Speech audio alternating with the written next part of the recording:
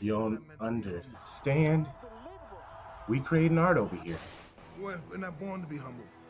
You at the right place. Shades of Blue. Season 3. Nobody could get close to me. They're not even close. I'm the best fighter. Capitalize the A You gotta have in heart art. to even get in the ring with me. You might not understand, but you will. I hit up the homie Solo Jones, the most dope rapper in the Bronx. And I said, Solo, Part of me is always trying to start some shit. I need something And part special. of me could give a fuck about your list. I just get to slapping on some Falcon shit. Cause all of me is ready for the shits. I'm living deadly. Tell them to come and get me. Hold on. I gotta let people know the vibes for season 3. Point blank, period.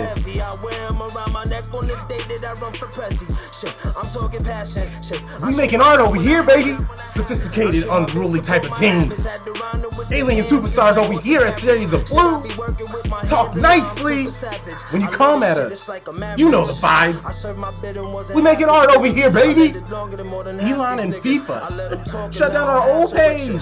2,400 followers in one season. And a Sophia Smith goal was the line that we crossed? Huh? Our energy is focused on bigger things than a content community. Huh? We got bigger fish to fry. Swing it better at home. And suit yourself and where you go. Let Solo go for a little bit. Doing someone else's. Live your life and don't let no one shelf it. Or hang you out the drum, hangers off the line and started moving selfish. I see the eyes watching. I know who's out there listening, accidentally following and unfollowing. Where's your Solo, huh? Where's the love?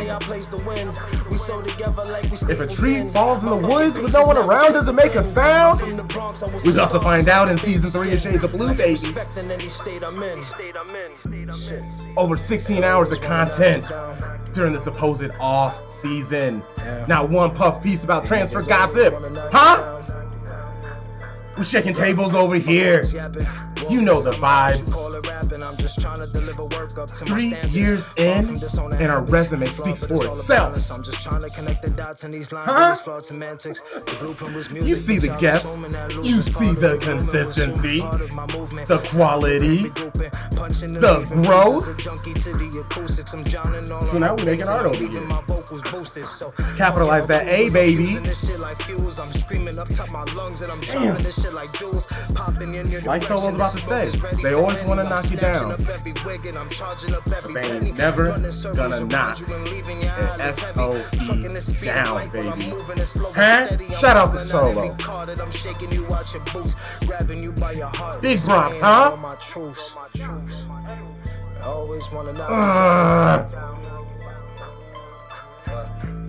Man, I'm sorry, I know.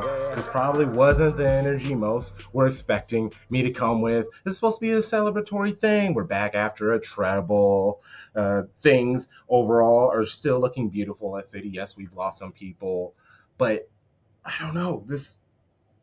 What I felt should have been an off-season of celebration and joy. I just saw a lot of bitching, a lot of moaning. A lot of people who could have straightened a lot of the nonsense out did nothing. In fact, they just doused gasoline on it for a bunch of just interest and money. I'm over it. I'm angered. I'm showing it in season 3. Hi, hello guys. Hey, and welcome to season 3, episode 63. 63, wow, of Shades of Blue. We are here. We are missing Tom Bomb. We miss you, Tom Bomb. We are the most comprehensive Manchester City podcast covering both men's and women's game. Who doesn't like us, you heard? My name is Crunk Chocolate, and I'm with Tarek and Sharpie Charlie. Everything good? What up? We back. Feels so good to be back, man. That was a beautiful intro. We're coming back for him in season 3. A lot of big things coming. We on them. But what I need you to do right now, Shady Gang, if you're watching on YouTube, hit that thumbs up on this episode right now. Just show us some love. In fact, do one more. Leave a comment on what you thought on the episode. Maybe retort to something one of us said. If you're listening on Apple Podcasts, Spotify, Good Pods, any podcast streaming service that allows you to rate and or review, we need that 5-star rating immediately. Please and thank you. If you can put a review in the app, I'll read it out loud on the show. And, I will, in fact, pause because, sometimes I worry about like pausing in the middle of someone's conversation and then forgetting about where they were when I came back. So I'll wait a few seconds, give you time to pause so you don't miss anything. All right, starting now. All right, welcome back. I'm looking forward to reading those reviews next week. In today's episode, I wanted to do serious topic, silly, serious, silly, to try to get us back in that mid-season form. Got a whole summer's worth of time to catch up. So let's start the pod with a little check-in. From there, we will look at our summer moves made by Manchester City and look at the squad we got right now. And then the fun. Ruben Diaz. I'm actually kind of upset Tom Bob's not here because I'm positive he would very much enjoy this topic. So we might just have to come back to it. We might even push it. I've seen the growth that Ruben Diaz has done over this summer. I mean, it's been a process, but over the summer he's stepped the sauce meter up. I guess that's the way that I will put it. Wanted to, I guess, I don't know if it's give him his roses or say I see you player or like whatever it is, we're going to do that. From there, we have to visit Bummer City and discuss the Community Shield. After that, we look at some of the big spenders in the Premier League and give our top 8 predictions and relegation predictions for the Premier League season 23-24. Shady Gang, you might not know this. Other than a quick chat last week, this is really the most we've seen each other all summer. Most of the Shady Gang, y'all, they know what I've been up to. I assume if they've been listening and keeping up with us, they've heard my voice approximately every 3 days since the end of the season. So I'm sure they're tired of me. So Tarek, Sharpie, you've damn near moved across the whole country. I mean, I know, spoiler alert, but let's get caught up with you. What are you up to? How you been? So, we officially have to change the tagline we used to use, which was from, the Atlantic to the Pacific. We're now covering all 4 time zones. Now we're covering 3 time zones from the Atlantic to the Rockies. I know, and it doesn't hit as much. So that's why I didn't even say it. But I've been trying to figure something out. But it's okay though. New season, we can get some new things going. Right. But yeah, so I'm like in the DMV area, DC area, right outside. First time back in my home state, living in Virginia, which is dope. Excited to start a new gig teaching in DC. So yeah, definitely a summer of change, but a summer of like opportunity. Since summer started officially June 20th, I've worked out like every day but like 4 games. So just trying to get these gains up, trying to stay healthy. My mental health is definitely connected to physical health, so that's been dope. And yeah, man, just watching like all the Women's World Cup stuff. Friendlies didn't interest me too much. Like they are what they are. Like the fact that we're healthy is all that matters to me. But yeah, like loving the Women's World Cup. Can't believe we're already in quarterfinals. Finishing up round of 16 tomorrow, headed to the quarterfinals. So yeah, man, just locking in, getting ready to keep going. What about you, Tarek? What you been up to? So I gotta remember, you moved to Virginia, right? Not to DC? Yeah, I'm not living in DC. Like it's way too expensive. So just like 25 minutes outside of the city. I was just trying to see if you was going to qualify to be on a jury if by chance a former president happens to get indicted. No. I don't know if you would be on a jury pool. First of all, because most people try to avoid jury duty, but I would sign up for that. I'm just saying, if it were me, I would sign up for that. My bias sign me up. Put me on. My bias will show right away. But just think of the book deals. No, you just tell them what they want to hear, and then until you get all the book deals after. No, of course not. And then you keep on moving. I love America. I would never do anything to ruin it. Oh, wait! Before we go to Tarek, there was a dope meetup that Tarek and I had. Oh my god! A couple weeks ago in July. out of nowhere, he had Yes. a family event to go to that was about 40 minutes away from me. So we said, hey, let's link. And, broke bread over some Chick-fil-A together, chopped it up. Could have had our own podcast episode for an hour and a half, but that was really dope to put faces to faces and not just screens. Yeah. So, Hey. yeah. Because that's the crazy part for most people. If you're listening, again, you know that we cross 3 different time zones, 4 different people who have never met for the most part until recently when Charlie and I were able to connect this summer. But we were doing all of this. We built this camaraderie, this friendship. All of it was just built over the internet, Twitter, and what we see when we do this podcast. So y'all are in for it if we keep doing these meetups, because if we could build this without the personal and the face-to-face contact, y'all, I don't know what y'all should expect when we get everybody in one place. It's gonna be off the chain. But for me, man, you mentioned it. I was in the Virginia area for a family event. This summer has pretty much all been about spending as much time with my family as possible. Pretty much completely disconnected from everything. Once the treble was won, I don't know if we had a show after that or not. But after that last show, I kind of disconnected from everything football related. I mean, I still see what's on Twitter or whatever, but I wasn't worried about podcasting. I wasn't worried about responding.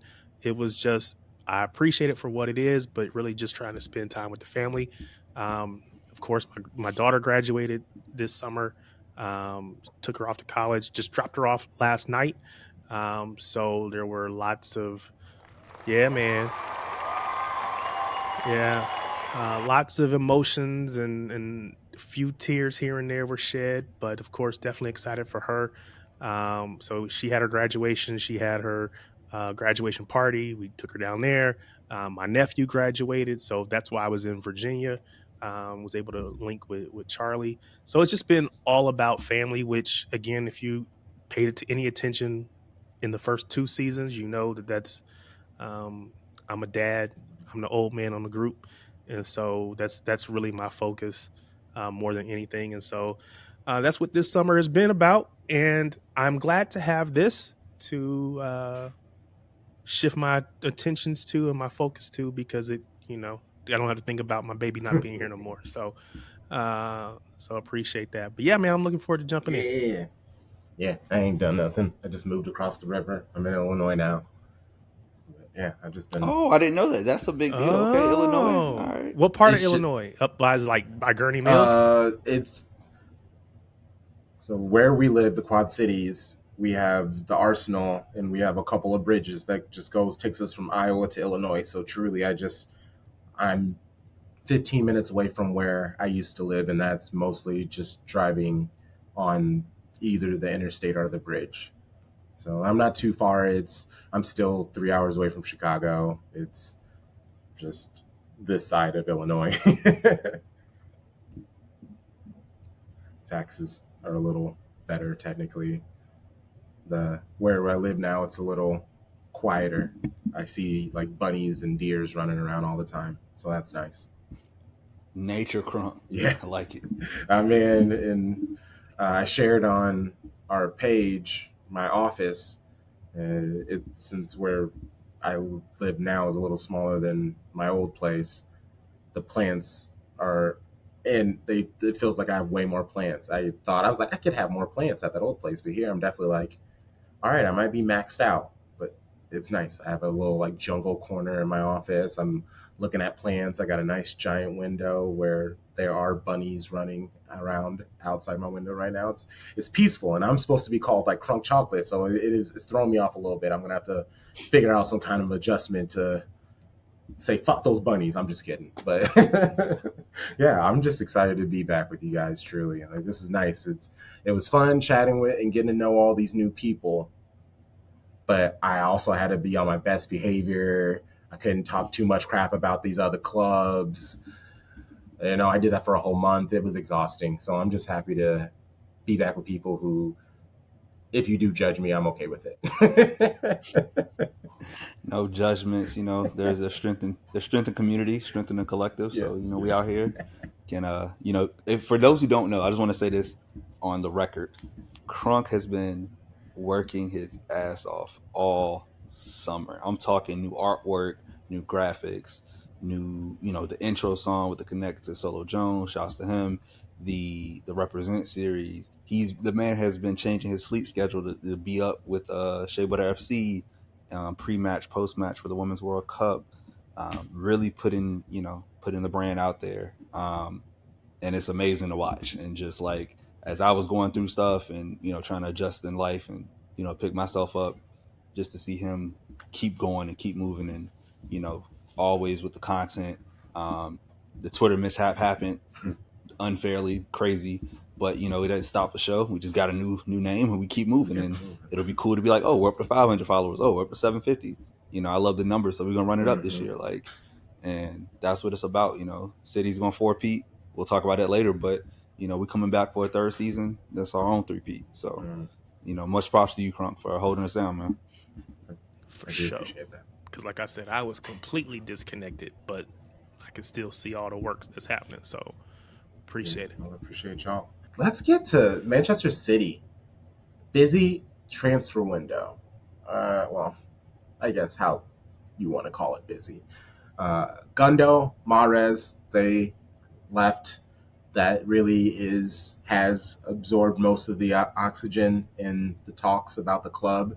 But there have been some positives in this I want to talk about, because like the possibilities of the players who have come in, great things, and there's still some people potentially leaving, and that I don't even want to address that because we don't really know anything.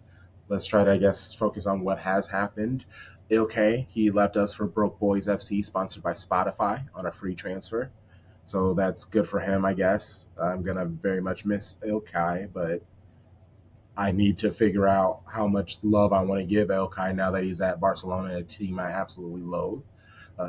Riyad Mahrez left for Saudi League Al Ahly. Oof.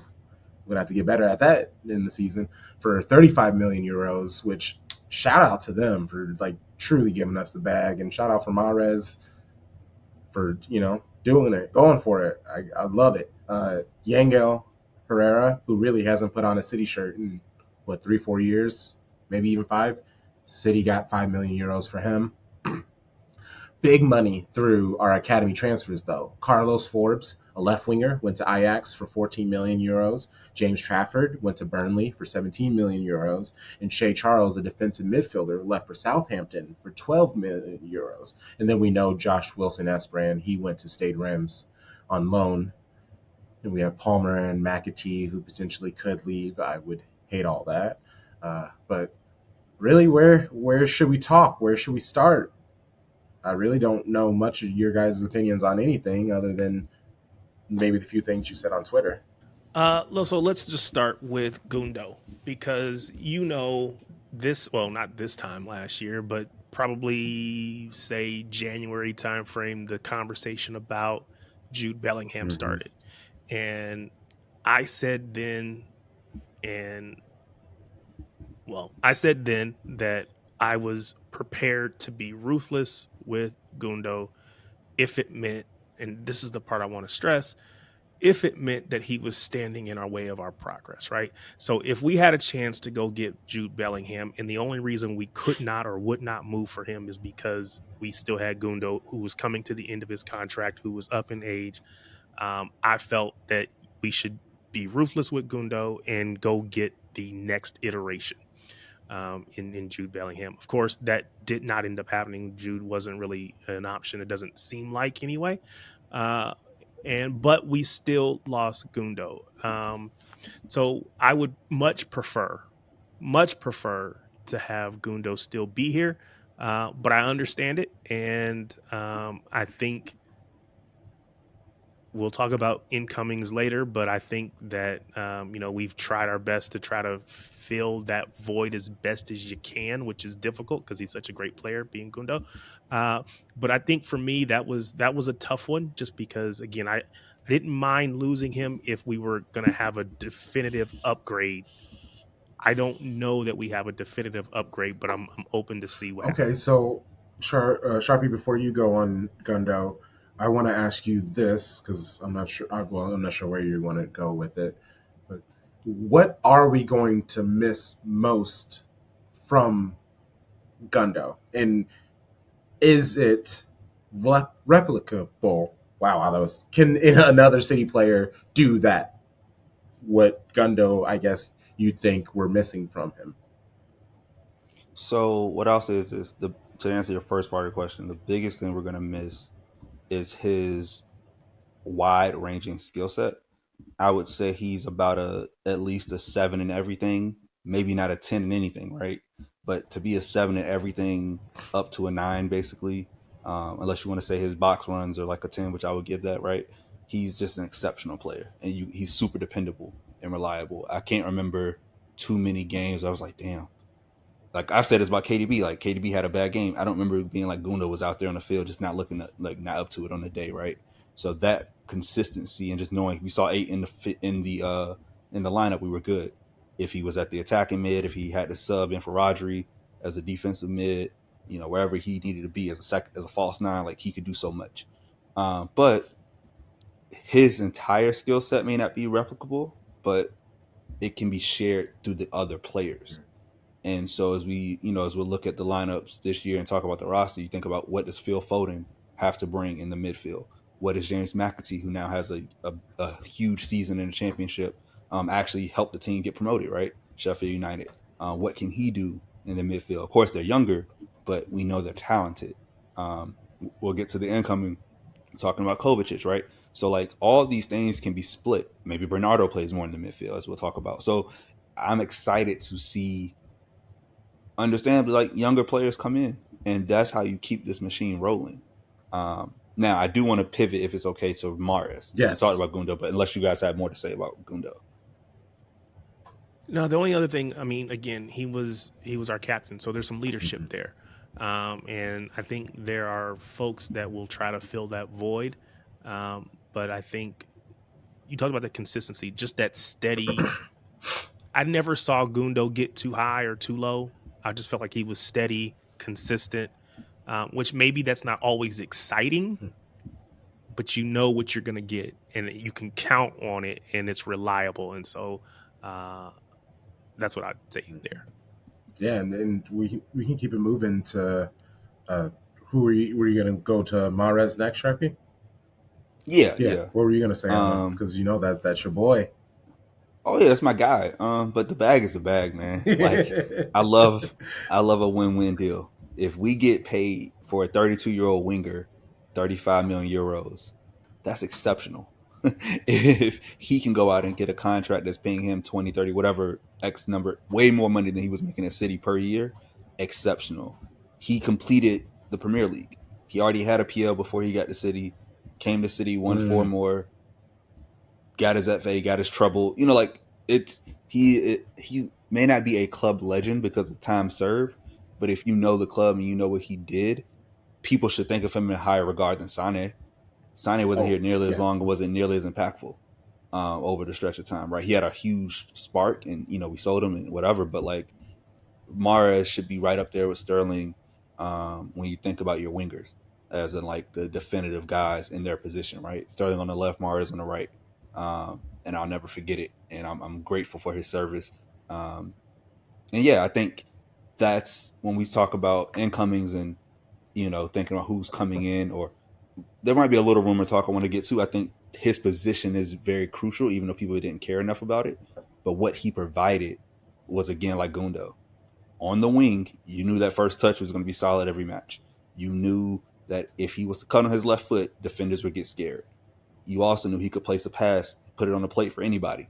Um, and yeah, just that in the Rocket, that left foot was just beautiful. Mhm. That curler. So it will be missed, but like Jordan Belfort said, the show must go on. I'm not. We keep moving, and that's what it is. Yeah. I'm with you. I think that I get it. But I mean, he had 47 appearances last season, 36 starts. He gave us 15 goals, 13 assists, 28 goals and assists, in all competitions. So it's a big loss, even though we understand it and it makes sense for him and for the team. I get it, but that's a big loss, and there's some big shoes to fill that we got to go try to figure out how do we fill it. You mentioned Sane, who I'm a big fan of. I appreciated him when he was here, and you said that Mahrez has done more and is a bigger in terms of whether or not he's a city legend or not than Sane, and I would agree with that. I think the thing for Sane is it felt like he was taken away from us before we got to see what he could become. Whereas with Mahrez, we had plenty of time to see his brilliance. I mean, again, the man, we know he has the best first touch in probably all of world football. That's just one part of his game. So I think Sane, it was maybe more flash. It was the potential was there, and we were projecting out what Sane would look like. And it never happened because he was taken away or he left. Yeah, I was Whatever. saying, you kept saying he took himself away, or maybe he took his himself parents away. But I told him don't the wrong stuff that took him away. Either way, he took himself away. He wasn't some like Princess Peach stolen away from Bowser or something. And you're a hater, but this isn't about Sane. At the end of the day, that man had to go home so that he could make his appearances for the German national team. Basically, if you don't come home, you're not going. If you don't come home, which I wish he would go back to the Fro. I really do, because the Fro was cool. I like the Fro. The Fro was cool.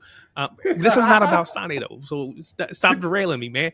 But no, Mahrez, we're gonna miss him. And so Charlie hinted about potential. How do we fill that role, and that role being important?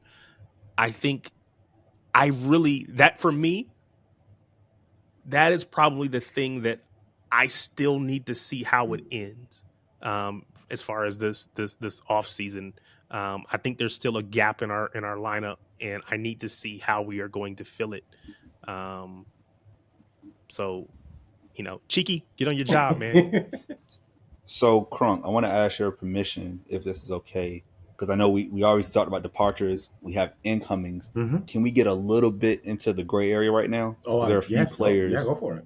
Okay, so let's talk about it. You did your rundown of the departures. I'm gonna do the rundown of like the rumors / people that may or may not come or leave. So we'll start with Kyle Walker, 33-year-old defender. I won't say defender now because he played right center back. He played right back.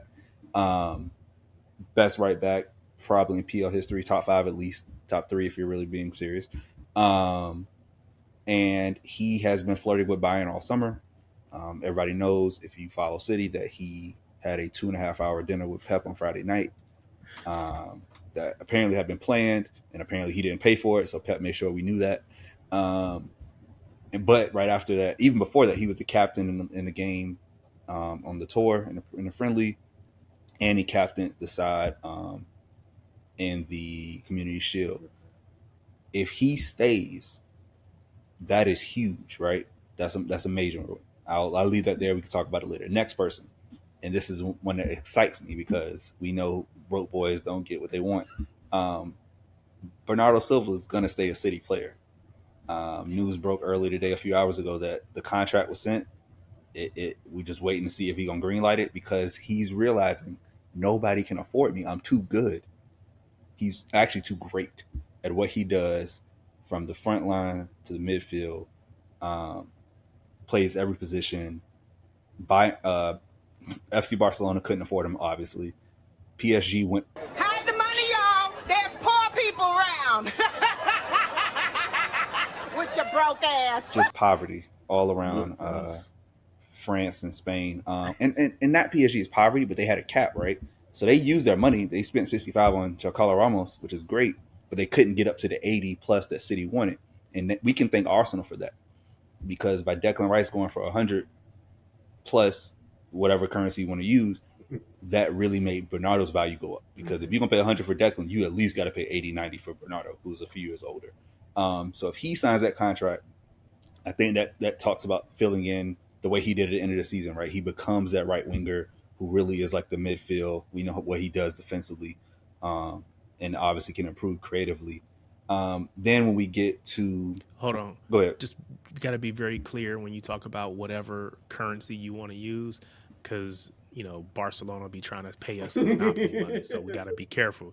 Because they don't got no real one. They trying to copy machine over there. We'll give you a just gotta be million careful. Spotify memberships. Right.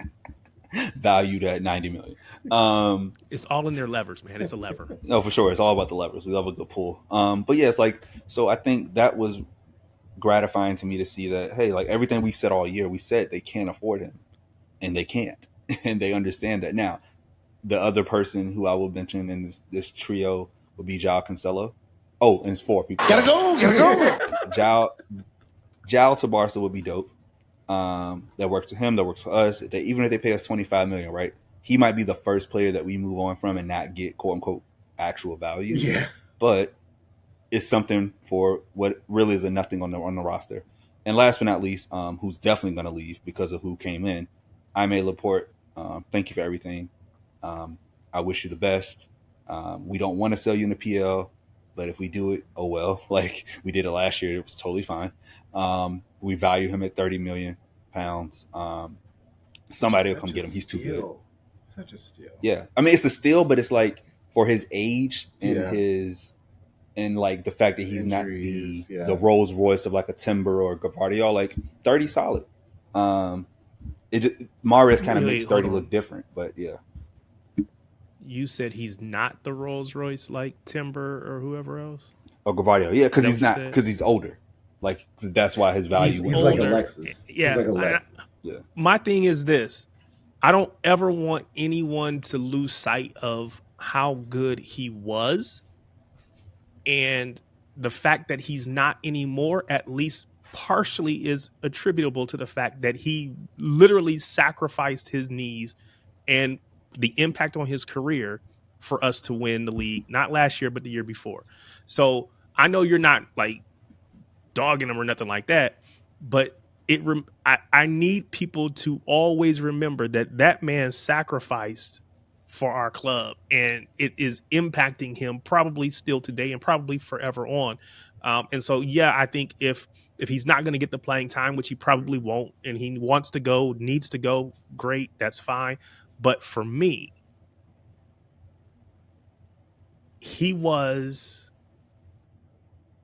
one of the best, especially left-footed defenders in the world.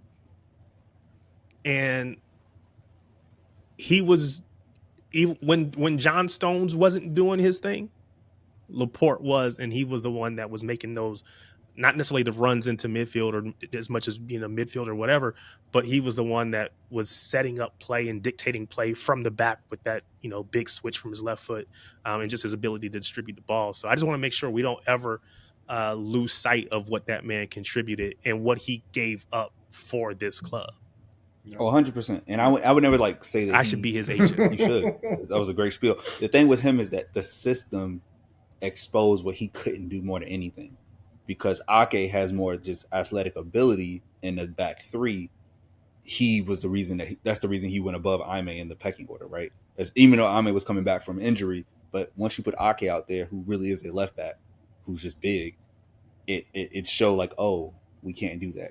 Like Laporte just doesn't have the same capability. The same reason Diaz would never play on the right center back, right? He always has to be in the middle for a reason. And so yeah, so it's like those 4 players. I think 2 stay. I think 2 go. Even if Cal goes, right, keeping Bernardo is the most important thing. Mm-hmm. And so I'm excited to see what happens in the next few weeks. I know we want to wrap business up definitely as sooner rather than later. Yeah. So, go ahead. I was just gonna say, I want Bernardo to stay. I would love Kyle to stay, and like you said, I understand why Kyle doesn't want to stay. He's not getting the focus that he thinks he deserves, and if Bayern are gonna break a rule, like they've gotten rid of some of their all-time faves because they got old, and here they are about to bring in an old player, which is something they are notoriously known for not doing. I don't know. I feel like that just makes the locker room messy in itself because it's already lots of rumors that the squad wouldn't be the happiest about that. But also, I don't know if they're gonna pay and that's what he wants, but we need him. I understand he's not the focus, but like Mahrez, I feel like it. I felt like Mahrez didn't play that much, but you said it. All those appearances, 30+ starts. That's a lot of playing time. It is no different than when Sterling left because he said he was missing out on playing time when he looked like played the most. It really is. It's just it's amazing how perception and reality can be two totally different things. And maybe that 2.5 hour conversation that they had helped, and maybe it helped Pep get into Kyle's brain, which might be able to help him understand how to play him better. I don't know. But also, he's a 33-year-old right back, so it's just like how much energy can we really give to him? And maybe it was just Pep being like, "Yo, give me one more year. Let me really." Rico made great strides, but he still has a little bit more to go. If you just give me one more year, we'll gladly let you go anywhere. So that's really all I got on Kyle Walker and Bernardo. Please stay. And also, I'm not calling him Bubblegum. I'm not calling a grown ass man Bubblegum. Where did Sorry, that come that's from? his nickname. Bubblegum? I You never haven't heard that? That's like No. that's his nickname. People are trying to give him is Bubblegum. To Bernardo. Yes, Bernardo? because the ball Is this sticks to because it. of his Yes. touch? Yes. Okay. Okay. I'm not opposed. I won't say it, but it makes sense. At least. Yes. Yeah. That's not gonna happen. Not for me anyway. But yay, whatever. So thing I'll say about Kyle, I'm pretty sure I heard Pep say the other day, "Oh, he's our captain." I don't know. I know he's been our captain for the preseason. I don't know if that's intended to be what it will look like once the real season starts. The vote hasn't happened. I know yet. there's a vote. Yeah, I know there's a vote. Yet, So I don't know if Pep is projecting what's going to happen, what he wants to happen. If there's some backroom deals that are going to make that happen, election. I don't know. Just like Biden. I'm not. I was gonna say there. Anyway, I'm not gonna go there. So I think that between, hey, you're our captain, like you said, the dinner, I think there's trying to assure him that he's going to play again.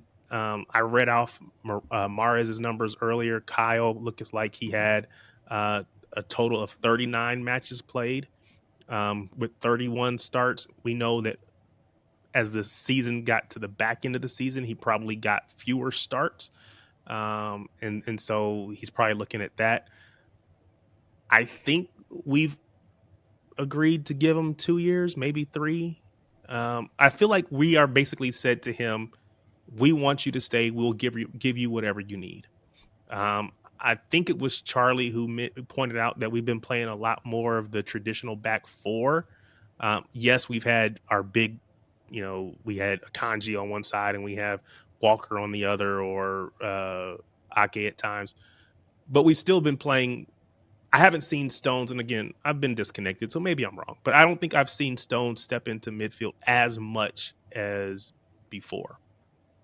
So again, I feel like that's just kind of saying to Walker, there is still a role for you. Yes, you may not be able to play that role, but there is a role for you. And we know that there are certain players that you are the only one in our lineup, that in our roster, that can match up against.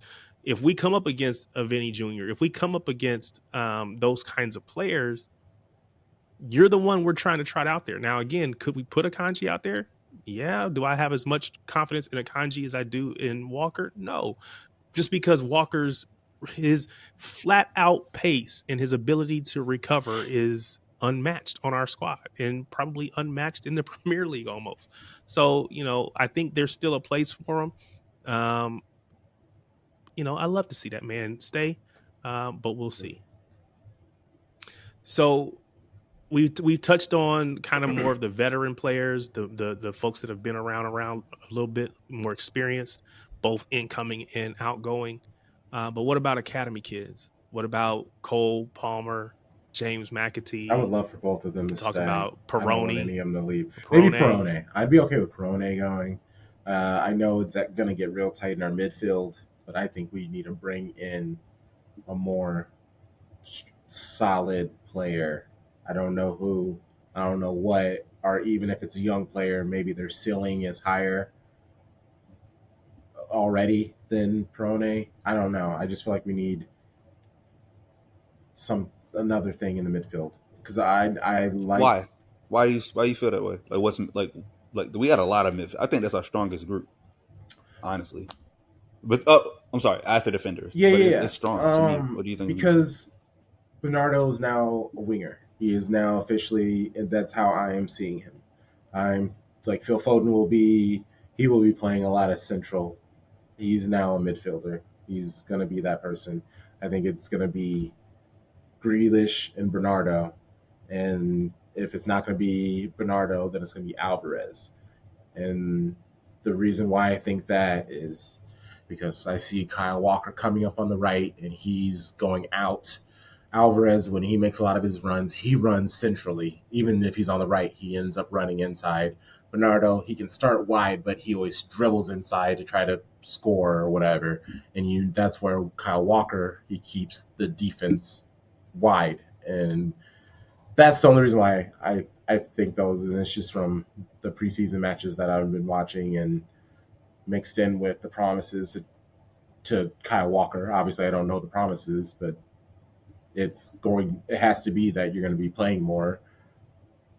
I am taking more from, I guess, from the preseason. I'm not necessarily taking people's play. I'm watching the way that the team is set up and where the movements is going because Pep likes making changes incrementally. So I just try to pay attention to like the small things, and that's what I was seeing. So that's why I think those two will be up there. And Palmer, we saw it in Community Shield, getting a little ahead of us, but he can slot in there great, and he wouldn't need to be called on too much. McAtee, if he's going to be needed, I think he's going to be needed. Someone's going to get hurt. Someone's going to need rest. Something's going to happen. I don't know. I just think we're going to need those guys. See, I would just counter with this, right? Think about last year. Literally go back one season. Mm-hmm. The way that we like set up, if we kept the same setup in our 3-2-4-1, you don't really need that many midfielders Mm-hmm. because John Stone slides up, or beside Rodri, or Rico plays, or this season Calvin's fully healthy, right? So you got Calvin and Rodri as DMs. You got Kovacic, who will get on, and Kevin De Bruyne as your two experienced guys, and then your young talent is McAtee and Foden, right? I feel like that's sufficient. I feel like any squad in the world would be like, hey, give us those 6 midfielders, and I promise you we'll figure it out. And Peroni's like a bonus, right? If he comes, he comes. If Yes. he doesn't, he goes on loan. Great for him. Get that experience, get that playing time. Come on back when you're ready. But yeah, I like the midfield a lot. I do. We didn't mention Sergio Gomez. You keeping him around? Yeah, that's added depth. He's a winger by trade. And yeah, I was gonna say with the addition of Gavardiol, I don't see him playing on the left anymore. No need. So you see him just He's changing got to his play as a position winger. altogether? He's not going to play as a defender. So What's you that? see him just legitimately not even playing like left back because Vardio. No, he'll be a left side. So you don't see a world where maybe the team we play isn't that pacey or physical, like it's Wolves.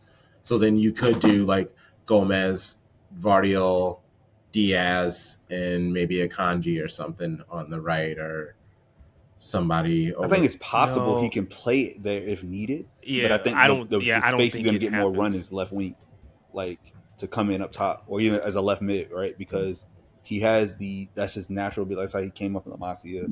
That's where he plays the Spain national team as a left winger. He's shown in the preseason parts that I've seen that like he obviously is great on the ball. He can control it. And yeah, if you have two massive defenders in Ake and Gavardiol, and we're playing a back three, you only need one of them on the pitch. Sure. And so I would just say, like, slide my boy up. I like Gomez a lot. I do like too. him off I'm the- just worried about him getting lost. That's all I'm worried about. Yeah. Shoot. Okay. Man, you guys were playing point forward and running with the ball up and down the court. I was just waiting in the corner, waiting for my corner three. So I kind of got all thrown off. What about Josh Wilson Espran? He's going on loan, and I think it might be Stadium Rams might be able to purchase him after. How do you feel about him? Would you feel upset? I mean, we haven't really seen much of him, so maybe that could cloud your opinion, or maybe that's why you don't care. How are you feeling about JWE real quick? We don't have to stay on him too long. I saw him in Green Bay last summer, and I thought, and again, this was against Bayern Munich, right? He showed well for himself, in my opinion. I thought he showed well enough to be around the first team. Personally, if it were me, I would have played him instead of Sergio Gomez as that left-sided defender. But that's just me. But what I think we're running up against is, as great as these players may be, they need first team, a lot of game experience, and they just can't get it with us. So we have to send them someplace to get experience. The problem is most teams aren't trying to buy young or loan young players unless you go to like France and go, a mid-table team in the Ligue 1. Which is why I think we end up having to sell players instead of just loan them. Just hope that we have to sell them with the buyback clause, because to me, we wouldn't have sold Lavia if we didn't have to. He needed minutes, and the best way for his personal development was to go and be a part of Southampton. I think the thought was we were going to bring him back in the end of that 2 years or whatever it was. They ended up going down, and so now we're in flux. And quite honestly, I just want to say this: I am going to hate every moment if he ends up lining up for Liverpool. It's going to drive me batty, because I feel like that's a player we could have in our midfield for years to come. So, but to get back to Wilson Espran, I like him. I don't think he's ready to contribute at this point. I don't necessarily see him coming back. A lot of times when players go out for us, they don't come back. I don't know that I see him coming back and making it. Totally agree on his prospects coming back. And now I feel like it's more or less about the system, right? We don't need a traditional left back. Like, Pep's changed the profile of what he wants in his defenders.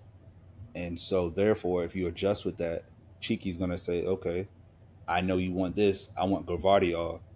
I don't need a player of the smaller, stature that can't be that huge presence. More of an attacking, he's more of attacking left back as opposed to strictly defensive. Yeah, and Gavardiol has it, but he has the size, and I think like that's what we've learned, right? Is like we can dominate the world because we have the biggest back five ever, and they're all talented and all play World Cup football. So yeah, I think he's going to be successful. I love the skills. He had a productive loan at Coventry, and honestly, it's productive because he's going up in class. He's going from the second division in England to the first division in France for a team that's not like scrubs. Like, they had a decent year last year, so that's a huge step for him. And like other players, right? Pedro Porro, Angelino, whatever. Guys don't come back, and that's okay because we're going to get money back off of them. This is where like I feel like our best comp is what Chelsea had, and the thing that's different for us is that we have buyback clauses, right? We're not just going to lose Kevin De Bruyne for nothing if we need to. Like, we're going to be able to get him back. We're not going to lose Mo Salah. Like, we have the ability to bring back those who shine, and I love that about our system because we got the best academy in the world, at least definitely in England. So let's just go out there. And if you can get, I think it was, you said 17, 15, and 12. That's like $44 million for 3 players who have never played consistent first team football. That's incredible. For people, so, 18 years and younger. Yeah, that's how you make it rain. Like, this is why we can buy whoever we want. One thing before I forget. You guys remember how we were in the sweepstakes with Declan Rice? Like, that was a real thing. Like, we submitted an offer. I will just say this. That money is still out there. Because that money had nothing to do with Gvardiol. It had nothing to do with Kovacic. Those were locked up. We already knew those were coming. I think we have a splash to make. And I don't know what it is. I'm not going to, start projecting or whatever. I just know the money was, it's like, hey, what are we going to spend it on, guys? Like, if Pep wants someone, I saw the links with Matoma. I've seen the Michael Elise links. Caicedo apparently got a mystery bid from an unnamed club. I know. Caicedo or Doku. Those are the only 2 people I want. The Doku too. Yeah. Those are the only 2. Anybody else? No, thank you. I don't know. Is that just a profile you want of Doku over Elise? Well, yeah, like he's complete. I do want somebody completely different. Elise, I think, yes, would fit in better, but I don't like I'm so tired of players with potential injury scares and City having to fix them, because it goes well, but it always eventually comes at you. And Doku's also, 20, about to turn 21. So you also have that. At least he's young, but I mean, Jose Elise is maybe even younger. No, he's 23. He's around the same age. He's 23. Yeah, I think he's about to turn 20, and he's about to turn 24. Is he that old? Yeah, and he's been playing like Crystal Palace football for a while. Like, that's an intense style. It's very much like Calvin Phillips at Leeds. It's like he may be young, but he's got an old body, and I just worry about that. You mentioned Calvin Phillips, and I know we're trying to move on from talking about transfers, but what do you see being as far as it's still early in the season, what have you seen from Calvin Phillips to make you think that it's going to go better this season? Going to go the same? God forbid if it goes worse? I don't think it's going to go. Okay, so I can say it could go worse only because it doesn't get better, and that's what is making it go worse. I'm not seeing bad out of him, but I'm also like, he just seems fine. And for a person who was not played so he can understand what's going on and hasn't really played much English football, like national team wise, it is focused. I know he's done some interviews where he said Pep's words really got to him, and it's good for him, but just some people really can't handle Pep's intensity, and I get it. And just, he might be a great player, just not a right fit for City, and that's fine. And I think that just might be it. He might just need to go elsewhere and let him play somewhere where the lights aren't as bright and the manager isn't so intense. I'm talking about Calvin Phillips. Oh, that's my guy. No, I'm saying like I'm okay with him. I just, if he goes, and that might just need the best thing to do is sometimes you gotta let the bird free, and I think that's just what he might need. He just might need it. So my question to Crunk was, what have you seen in this preseason to make you feel like his outcome is going to be better, the same, worse, God forbid, than here's what I'll saw say. last season? I think the majority of people were so unfair / wrong about Calvin Phillips. And I say but you're unfair, going to last season, right? But I'm saying for this reason, right?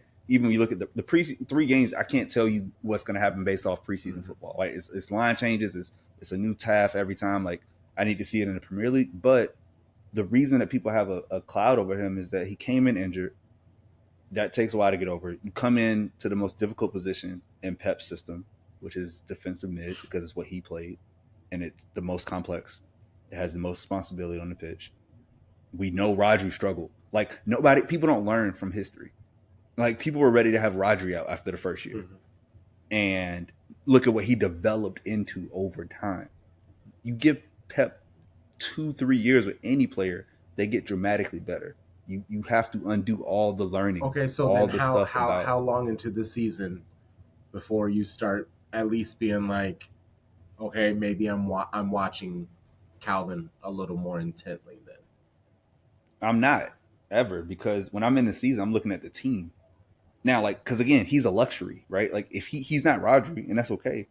And so, like, I don't expect him to be Rodri. I don't And expect I think him to that be. was my question. Yeah, I just expect him to be like a 7 out of 10. The prospects for him. What is his prospect? Because again, we just coming off of the conversation about transfers. There's no real rumors about him going, because I don't think he wants to go. Yeah, That's what it's saying. But I also don't feel like Pep has been playing him. I look at the Community Shield match, and he didn't get in. So if you can't get in a glorified friendly, what are his prospects for going forward? Because again, I can tell you who did get in that match is Kovacic, and he's only just gotten here. I don't know, and I have no reason to say that this one way or the other. Again, I'm not in Pep's head, obviously, neither are any of us, so that's neither here nor there. I don't know that Pep trusts him, and I don't know that that's ever going to change. It doesn't appear that it's ever going to change. You brought up Rodri, and that's a fair point when you look backwards. But Rodri was brought in. He was a regen of Sergio Busquets. He was a regen of Pep himself when he was playing in that position. And so there were pieces there that I think Pep could work with. I think we thought that just because he had played for Bielsa, he had played for Leeds, that he was automatically going to be fit for Pep's system. And ultimately, I don't know that he is. And that's okay, because, again, Pep's system is, he'd probably fit great somewhere else. Maybe he would fit great at Liverpool. They just need, energy and work ethic in there. He's a destroyer by nature, right? He would probably fit great in Liverpool's midfield, especially now that Fabinho is gone. See, I just don't know that he fits with us. We put him in a box. I think we have to allow space for growth. Because if you would have told me, look at Jack, but I haven't seen anything that tells me that he's growing. If you would have told me the jump he would have made in year 2, I would have been like, no, there's no way. Look at what he did. Okay, I understand this. You're saying give him time. But no. Let me finish. Let me land. Like, how long? Let me land. We still. What is the time? Like, because you also the said time is never. It's the. But also, how long? It's the start of year 2. I'm not gonna project past the season. Why would I say like, oh, in game 27? I said you tell me when I need to be like, hey, Sharpie, what do you think about him? Like, is it?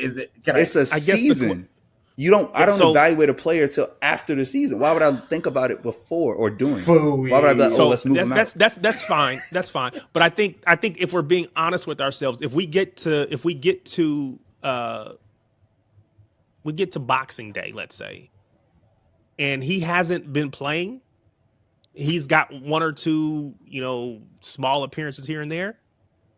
The man had 608 total minutes last season. We could almost get 608 minutes. No, we can't. Like, okay, this is y'all are so. I'm so disagreeing. Okay, so I exaggerated. My bad. I exaggerated. But you get my point. No, because that's a flawed question. That's a stupid question. I'm asking you to tell me how to make this better. Because I can't. Why would I think about that? That's so stupid.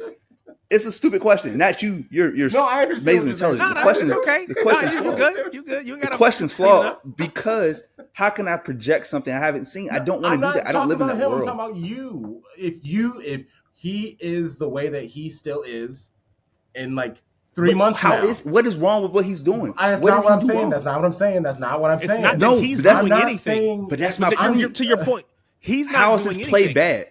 Like, he's not being allowed to play. I just said he's not being trusted to play. He's just going the way that he's going. Let's just leave it at that. I'm not even trying to read into it. So my thing, Charlie, you're right. He's not done anything bad necessarily. But if you're not getting opportunities to play, how long can you be that luxury player that just sits on the bench and we just keep you around just because you're a nice guy and we like you. And yeah, you haven't had a chance to prove yourself. But my point is Pep does not appear to trust him enough to put him in a position to show himself. Bro, Cancelo's great, and we're still sending him away. Like, but what are we doing with Phillips? Like, but not even that. But but like, think about this though. Rico Lewis is 17 years old. Is that right? Is he still 17? I think he's 17 years old. Maybe 18. Maybe 18 now. That dude had more than double the minutes that Calvin Phillips had last season. And he started as a right back because we could bring him into midfield. Then we were like, you know what? What we've seen this season so far, we don't even need to start you in right back. We can just start you in midfield, which is where Calvin Phillips is supposed to be playing. We can start you as an attacking midfielder because Pep has demonstrated a trust for him. And all I'm saying is I haven't seen that. I brought this topic up, and I feel like I've kind of derailed us, so I don't want to keep going. But you can have. No, let's keep going. No, because look, I don't have all night. He's a 6. If Calvin Phillips is a 6, he's not going to go up the field. His competition is Rodri. What is Rico Lewis? Rico played in a double pivot beside him, yes. But I'm saying, you're saying like moved him up. You said as an attacking mid. Yes. Like you're talking about where he's Rico Lewis has trusted, and he's played on the left side, he's played on the right side, he's played in midfield. Player. He's played everywhere. My point is Pep will play people if he trusts them. That dude barely got any minutes, and I don't dislike. This is the key. I don't dislike Calvin Phillips. I want to see him do well. This whole conversation is anti-black. This is anti-black on the Shades of Blue. It's horrible. This is extremely anti-black. We're getting away from the brand. I can't believe you all. I want this clip, Crunk. I want this anti-black clip clipped because I am disgusted right now. Let's move on. I have nothing else to say. Whatever. We disagree, and that's okay. We disagree. All right. I'm all in on Rico Lewis. I was cool with all of those players. I'm cool with Calvin Phillips. Yes, man. But before I come swimming across the channel and coming to his defense, swinging chairs on his behalf, before I get there, I need that man to get some minutes first. The only minutes that are available for him are going to be in the cups, just like a backup keeper. He's going to be He's not going to get those. Is my question. Is he going to get those? I think he will. Okay, we'll see. He didn't get a cup game in against Arsenal because that's a different game. It's Arsenal. Like nobody is a backup started. It's still a glorified friendly. But it wasn't. We said we know it is, but it isn't because of the opponent. We know that. Okay, look at the lineup. I hear you, but again, I don't see where my man's going to get minutes. Is my point. And cup competitions, subs. I need him That's all he has to do. Dude, he had 21 appearances last season. Okay, and so this year he can get 608 minutes. Which, you know what that means? That means each of his total was average what? 30. It's like 30-something minutes an appearance. Yeah, average. Yeah, because 30 times 2600. But 4 starts. But okay. I don't expect him to start over Rodri. I don't know why this is like a big shock to us. Rodri had 52 starts. Exactly. He shouldn't have that many starts. Why not? How many starts did Haaland have? 51 was too many for him? 50. Exactly. So what's the point? What are we saying? We're talking about minutes. I guess maybe we need to look at the minutes because that's really what I want to talk about. It's just like minutes and time played and stuff like that. So minutes. We need someone to support him. That's all I want. I just need someone that can truly support him. Yes, and he can. As a position wise, yes. See, this is the problem with black people. This is the problem with black people. You're going to have us out here looking like Carly Russell, and at some point, we got to be able to call a spade a spade. And until my man shows that he's up to the challenge and is pushing Pep to give him minutes, we're going to have to call it what it is. And that is that he's not demonstrated to this point that Pep is willing to trust him. I'm okay that he's not better than the best defensive men in the world. I'm literally okay with that. Dude, no one is saying he has to be better. He's not even trusted to get rest. We can't even rest Rodri. Playing on the field. That's what I'm saying. With confidence. Why would I not play my best player? Were we because that man for played Haaland? 56 minutes for this season, or 56 matches this season. He probably had almost the same last season. He can't keep it up. We have to give that man a break. Agreed. So let's just let it happen. Like, I don't understand the whole point of this conversation. It's anti-black conversation. This is wild. I don't want to just because it's anti-black. we're not talking positively about a black person doesn't make it anti-black. anti-black. It is. Y'all saying opinions I don't agree with. I can say something y'all don't agree with. We both don't agree. It's cool. You're entitled to your opinion. You're entitled to your opinion. But we're not calling you anti-black though. Like, anti-black. Light skin or racial. Light skin or racial. That's what it is. I wish Tom Bomb was here to support our light skinned brother. I can't. Man's been in the sun for a little bit, and he's like half a shade darker than us, and he got himself. Okay, all right, okay. I like this new season. This is art. This is fantastic. We've been over an hour and we haven't gotten anything done. This is fantastic. I don't even care about the rest of this. Whatever we got to say. Who cares about Community Shield? We lost it. Let's move on. I don't give a fuck. It's all good. Yeah, whatever. The Community Shield is whatever. I don't really care. Yes. Okay. So I actually that's what I was going to say about the Community Shield. What I wanted to focus on is the positives, like Cole, Jermaine Palmer, and he's looking fantastic. Phil was able to show his gorgeous ability to catch a ball with his back towards the goal, just a beautiful turn and just run to turn and burn. There, Kevin being able to come onto the match and immediately affect change. There was a lot of good that came from it. We scored both of the goals. Like, I guess they gave it to Troussard, but it was a deflection off of Kanji. We'll call it what it is. So, of the match, what was there positives that you can say that you took from the match, if any? 100+ minutes of scoreless defense. The best defense in the world is back. That's without our new Rolls Royce, but we got 4 Rolls Royces already. And so I love that. I love that solidity in the back. And if not for the headbutt with Kyle Walker and whoever, Timber, I think, if they don't collide, we end that game. That added time helped them, and I get that time was valid because of the injury support. So I get it, but it's like we had them done. They were dead to rights. So Holland not scoring didn't matter to me. Like, yeah, I'm great. I'm happy. We made it out healthy. What about you, Tarek? I was moving my kiddo, so I was trying to watch phone as much as I can. Friendly. So I saw pieces. I saw a lot of it. I guess the biggest takeaway for me is not necessarily a positive one, but it's like, again, our inability to take a penalty. It's just so bad.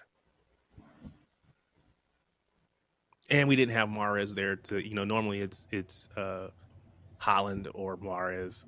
So now the only penalty taker we have, which I'm not opposed to, is Holland. After that, I don't know who I trust to take one. Hey, maybe Ederson's finally going to be able to get that PK chance. Work for Elise in there. I thought about him when she took it for the women. As soon as she walked up, I was like, see, this is what Ederson should be clipping that, showing it in the locker room. See? Keep the ball for myself. I'm not passing it to none of you. Oh, man. Oh, yeah. I mean, that's really all I got out of the Community Show. Come on, you got an applause sound? Can you do an applause sound for me real quick? You got one? Yeah. I'm going to tell you why after. You're going real trustworthy. Let's give it up for the only trophy Arsenal's going to win this year. Let's go. Happy for y'all. Y'all got one. There you go. And let's clap at him too. Man. You did it, Arsenal. Seeing that Arteta video or playback of him losing his mind, celebrating. Like, truly, he was just like, I don't know what to do. Yeah, it's exciting. It's the first final he's played in a while since the FA a few years ago. So he's just like, oh my God, this feels incredible. We get another trophy. It's only been 3 years. And he's only in it because City is so great. Like, that's the crazy thing. I'm so City took up both spots. We just had to have somebody come play. Like, truly, like, they need to figure something out. I don't know. They need to figure something out. Yeah. So I just want to throw that out there. But yeah, good job. No, I love it. You let's keep it moving to, let's get back to the money talk. It's biggest transfers, the teams that spent the most, City, again. I had to go all the way to 5th place because that's where City is, according to Transfer Market. And this is in euros. Mm-hmm. Arsenal, they have spent 231, and actually it's 232 million euros rounding up, and they've only gotten 25. So they spent over 200 million. Chelsea second with they've spent over 200 million euros. Then there's Manchester United with, well, what I will say with Chelsea is They they sold at so least, much. yes, they sold 16 players. They brought in 18. Arsenal brought in 10, but only have gotten rid of 4. And then United, they $191 million for 7 players. For 7 players. And then they got rid of 9 for $25 million. A lot of it was just a lot of frees and stuff like that. Then fourth is Tottenham. They brought in 14 players for 139 million euros and only gotten rid of 6. And then City, we're eighth for 119 million euros spent, and they've gotten rid of 7 players for 40. Our balance is in the top 5, the lowest, well, other than Chelsea. So it's, and I think this is because it's taken the whole year. It's not just over the summer. I think it's doing all 2023 transfer market. I'm just reading straight off of them. And then Newcastle's 6th, Liverpool 7th, Aston Villa's 8th, Brighton's 9th, and Bournemouth is 10th, which is absolutely crazy because we'll get there. They're my pick for getting relegated. So it's just unfortunate that they're going to be spending so much money, and I think nothing's really going to come of it. I know Wolves are the one that looks really bad, but for some reason I feel like they're going to get it figured out. Sharpie, you have the article with the most expensive players. Yeah, so this one has players from all around Europe, but I'm only going to go in Yeah, Premier League. yeah. And so first was Rice, Declan, or Bamonti, or Jasmine to Arsenal for I'm gonna do pounds because that's what this article's in 100 million pounds plus 5 in add-ons. Then we came in second with Josko Gvardiol, 77 million pounds. Kai Havertz to Arsenal. So there's 2 Arsenals in the top 3 for those keeping score. 65 million pounds. The Copycats in United wanted their own Scandinavian striker, so they paid for a man who has 7 goals. They paid 64 million pounds plus 8 million in add-ons for Rasmus Holland. Sounds very similar, right? Then we have Dominic. I don't know how to pronounce your last name. Who went to Liverpool for 60 million. Mason Mount to 55 mil to Man United. Tonali, which I think is going to be a steal, 52 million. I believe it's a record signing for Newcastle from Milan.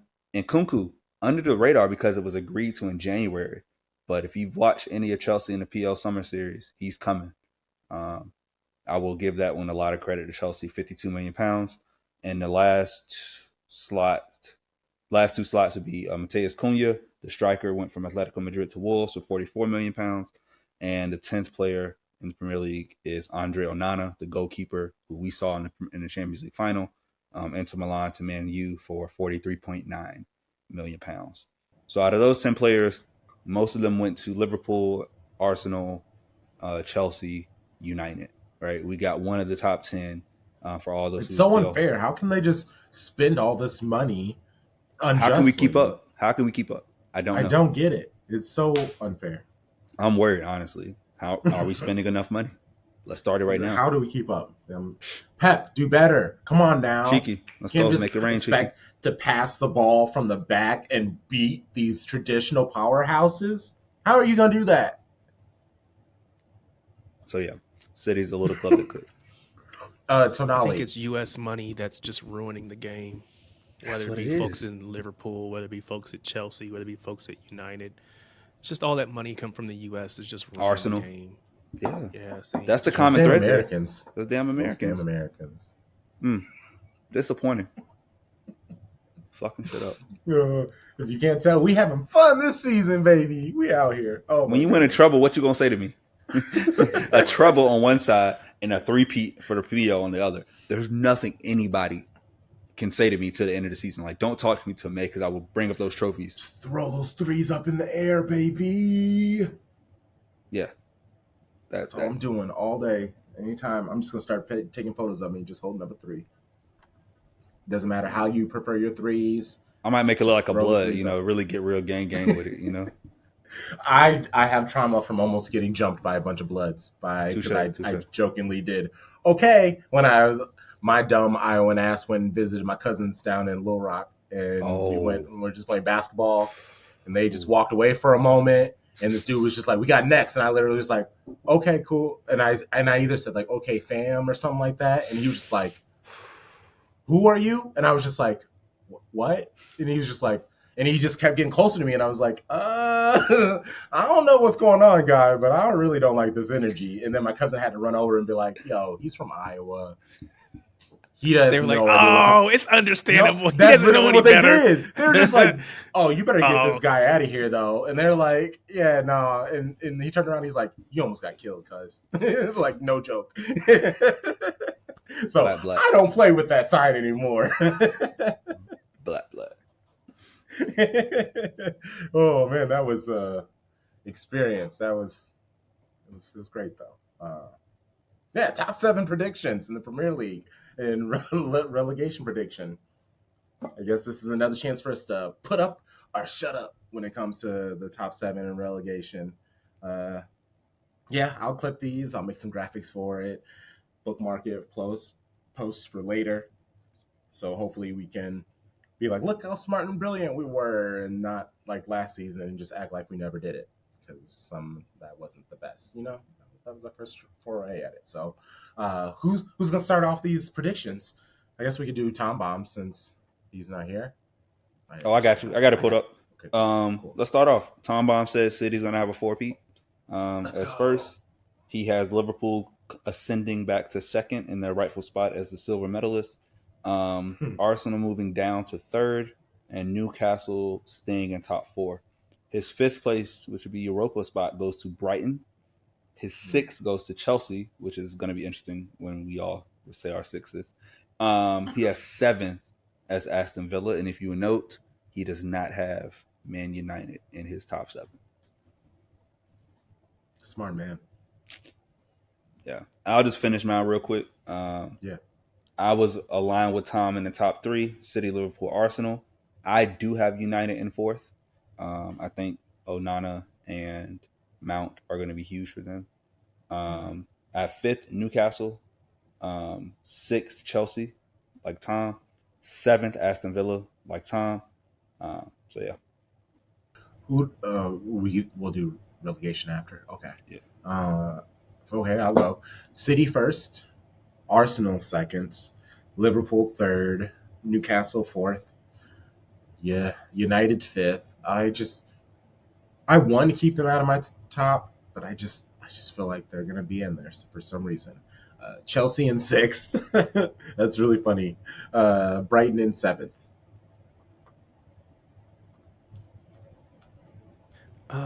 top 7, huh? Let's see. I said City in first, Arsenal second, United in third, Liverpool in fourth. I said Aston Villa fifth, Dang. Oh, nice. Chelsea sixth. So obviously, all of us feel the same about Chelsea. And I was kind of torn for my 7th and 8th between Newcastle and Brighton. Wow.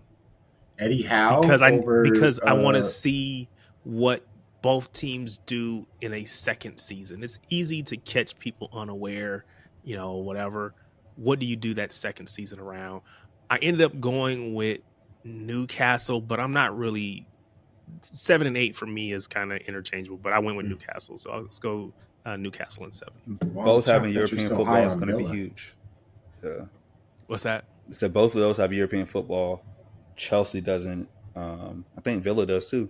So Chelsea's out of the teams we listed. Chelsea and Liverpool have no European football, so that's going to be a huge advantage for them for sure. Yeah, and that's why I have Liverpool and Chelsea back up high, because they'll be able to focus on the Premier League. Yeah. Relegation. What did Tom Baum say for his? I love Tom Baum because we're very aligned. He has Wolves, Luton Town, and Sheffield going down in that order, 18 to 20. and then right to me, I have Wolves, Sheffield, and Luton Town. So those are our relegated teams. Pick whatever order you want. But yeah, bye bye. And I have Bournemouth, Luton, and Sheffield. For me, in 18th, I had Sheffield United. 19th, I have Everton. Ooh, And 20th, I have Luton Town. You can't hang around the relegation spots to at least 2 seasons in a row. At some point, you're gonna go down, and so I'm banking on Everton just not being able to put it together, and going down, which is crazy because they're a big, quote unquote, big club, but and I wouldn't have imagined it when I first started watching this game, but if they don't make a change, they're going to go down. So I'm going out on a limb and saying that Everton's going down this season. I like it. I do too. Big call, man. You got to go out there and make a big call. Well, we all agreed on the Luton Town and Sheffield, so it's nice that there's at least 3 different third teams. Yeah, and I think we felt we had to, since you beat up on them so bad at the end of last season, that we just kind of had to just. But you guys are saying they're going to get relegated too, so it's like, at least I'm saying it out loud. Y'all are just kind of like snickering about them in the back. No, you were upset with them. You brought up beef from the 70s. I'm not if I remember upset correctly. with them. Exactly. I'm speaking the truth. It's history. It happened. They're 10,000. You sound like a United fan. That's history. Wait, history. Crump, I have a request. Before you make the graphic, can we let the transfer window close? Because I feel like if 1 or 2 more moves change, I would like to have the ability to change this. Not based on the play. Just give me What are you looking at changing? Brighton? Because if they lose Caicedo and Matoma? Yeah. They lose. They aren't even no, that high over for me. them. But it's also like, if Chelsea gets Caicedo, do I bump them up over Newcastle into my 5th spot? You know what I'm saying? Like, so it's still like, I think there's still a couple things that could happen. And that, for those that don't know, the Premier League transfer window closes on, I think it's like midnight, August 21st, going into September. So by September 1st, the transfer window's closed. So you get like 3 or 4 Premier League games in. But yeah, so just if you want to run it. But I just think like those, think about it. We got a Kanji on the last day of the transfer window. That's a good point. And look what he did. So there's still business to be done for all our City fans who are worried about it. We got time, y'all. Tranquillo. Okay. Well, we can keep it moving. We're near the end of the episode. Right at our 90 minutes, too, I might add. We're doing great for a first match. I love it. What I wanted to do is, because at the beginning of our previous 2 seasons, I would ask my pod brothers, what should Shady Gang be expecting? Or maybe what is something that you guys are hoping, you could see or maybe manifest from the pod. And let's look forward to this season, like we're predicting with the Premier League. And I would like to go last, naturally. What say you, my fantastic pod brothers? What do you see what does season 3 of Shades of Blue look like to you? All right, so for me, and you already started this with the beautiful calendar you put up for August. It's that if you want Shady Gang, you're going to be able to get Shady Gang at least 3 times a week, between the podcast, the lit stream on Thursdays, and pre-match shows. Obviously, it's only one of those until the women's season starts up in October. So 3 to 4 times a week, you'll be able to hear us, interact with us.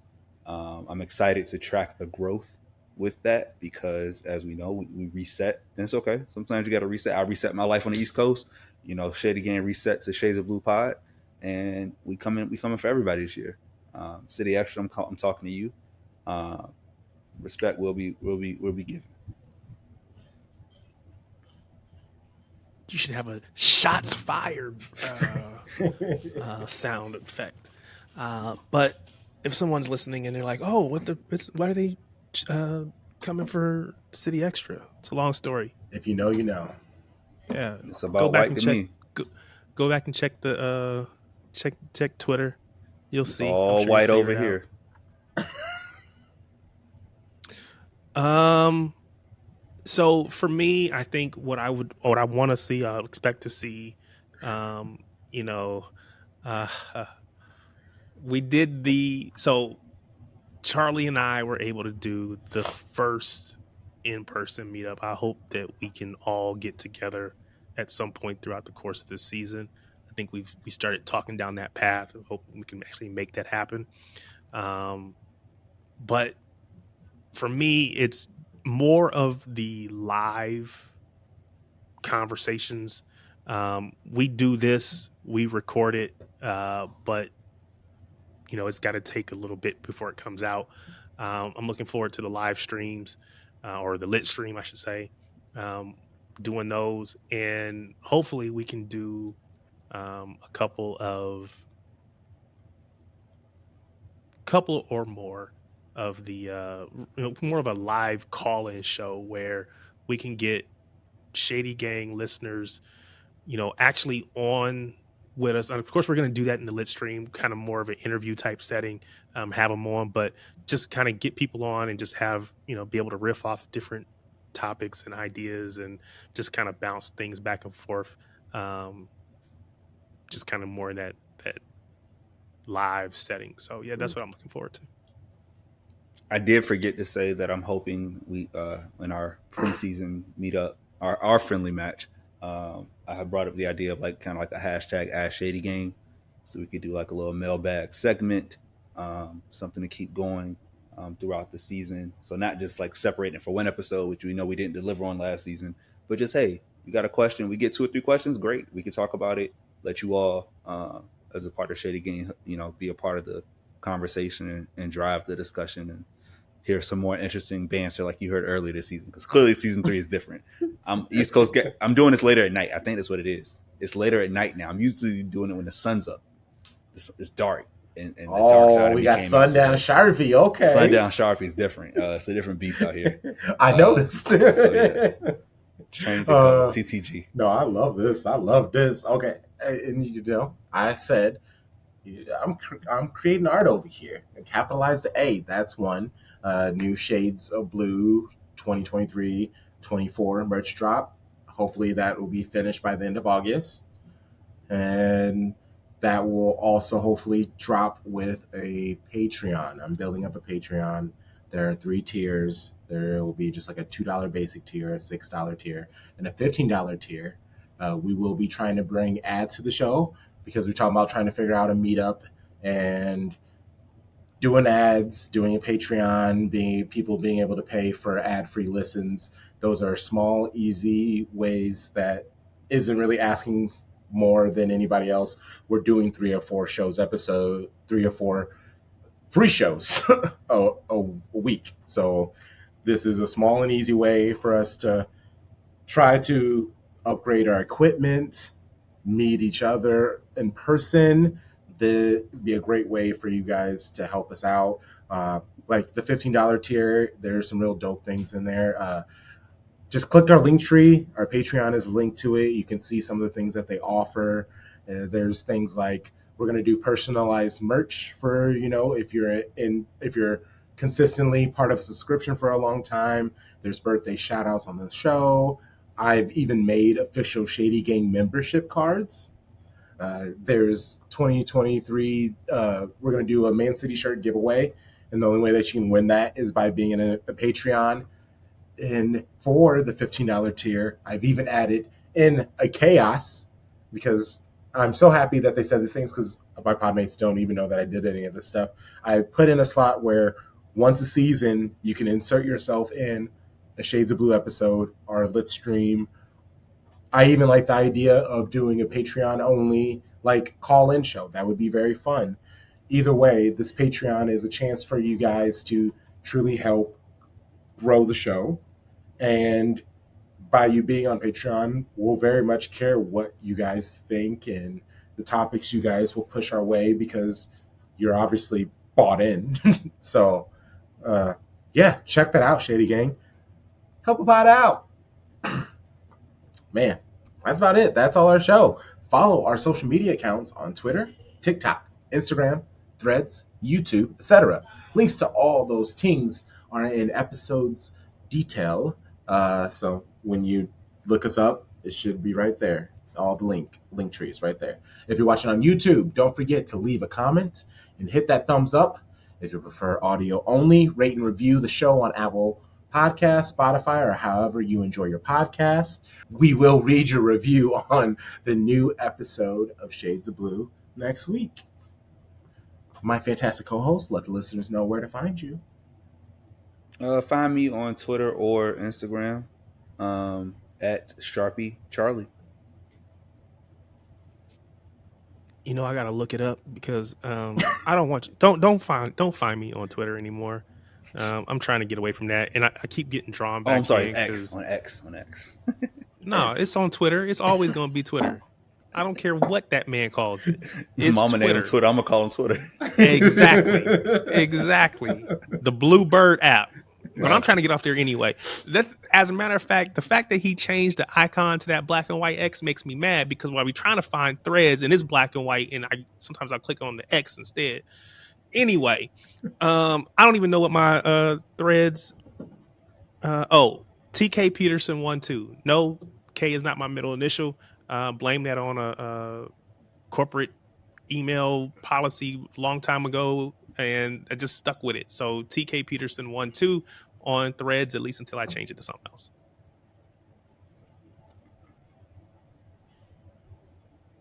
Oh, shouts to Tom at TomBomb816 on Twitter and Instagram. Did you gonna do you? Did you do you? I went first. Well, we're all done, man. It's all on you. I'm sorry, I'm obviously out of it. That's all good, bro. I'm Crunk Chocolate, CRUNKCHOCOLATE. And you know the vibes. Shady Gang, Shady Gang. God damn it, Shady Gang. 4 Pete Loading, baby. Let's go.